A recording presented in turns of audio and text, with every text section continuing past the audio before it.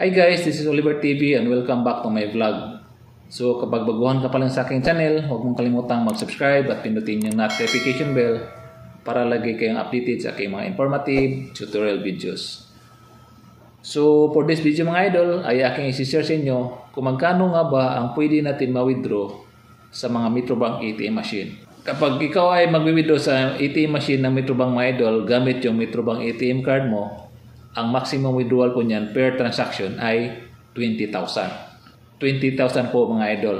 Pwede na po ma-withdraw sa Metrobank ATM machine gamit yung Metrobank ATM card mo. Daily withdrawal limit po mga idol ay hanggang 50,000 lang po.